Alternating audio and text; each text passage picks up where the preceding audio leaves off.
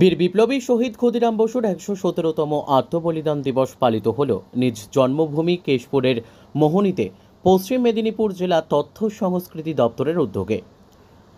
মোহবনীর বীর সন্তান শহীদ ক্ষুদিরাম বসুর ১১৭তম আত্মবলিদান দিবস পালিত হল পশ্চিম মেদিনীপুরের কেশপুর ব্লকের নিজের জন্মভূমি মোহবনীতে। অন্যান্য বছরের ন্যায় এই বছরও বীর বিপ্লবী শহীদ ক্ষুদিরাম বসুর মূর্তিতে মাল্যদান করে ওনাকে শ্রদ্ধা জানিয়ে জেলা প্রশাসন ও ব্লক প্রশাসন সাংস্কৃতিক অনুষ্ঠানের আয়োজন করে। পাশাপাশি এই বীর বিপ্লবী আত্মবলিদান দিবসে উপস্থিত ছিলেন সভাধিপতি প্রতিভা মাইতি, জেলা ও ব্লক আধিকারিকেরা। উপস্থিত ছিলেন বিধায়িকা শিউলি সাহা মহাশয়া। পাশাপাশি তিনি বলেন, পরাধীন দেশকে স্বাধীন করতে গিয়ে বীর বিপ্লবী যেভাবে তার জীবনকে দেশ মাতৃকার চরণে উৎসর্গ করেছেন তা আমাদের চিরস্মরণীয় হয়ে থাকবে।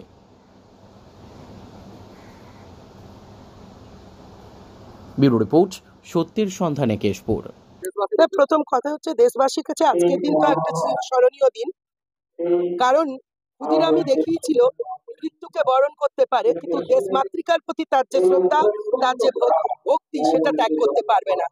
কদিন ভারতকে স্বাধীন করার জন্য কিংসফোর্ডকে মারতে গিয়ে কেনেডি এবং তার কন্যাকে মারা এবং প্রফুল্ল চাকি ক্ষুদিরামের ইতিহাস আপনারা সবাই জানেন। আমরা সেই ইতিহাস পড়ে বড় হয়েছি, সেই ইতিহাসকে ধরে রাখতে হবে।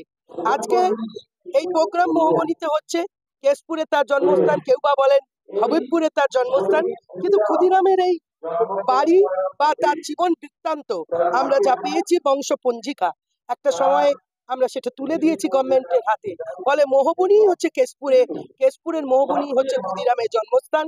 আমরা আজকের দিনটা উদযাপনের মধ্য দিয়ে নিশ্চিতভাবে সেই শ্রদ্ধার্ঘ্যতার প্রতি যেমন জানাবো, তেমনি দেশ মাতৃকাকে আগামী দিন অটুট রাখতে, তার সার্বভৌমত্ব, তার গণতন্ত্র, তার সাম্প্রদায়িকতার ঊর্ধ্বে উঠে ধর্ম নিরপেক্ষতাকে অক্ষুণ্ণ রাখার জন্য আমরা শপথবদ্ধ হলাম। সঙ্গে সঙ্গে বলি, প্রোগ্রাম অনেক বড় করে করা উচিত, সুন্দর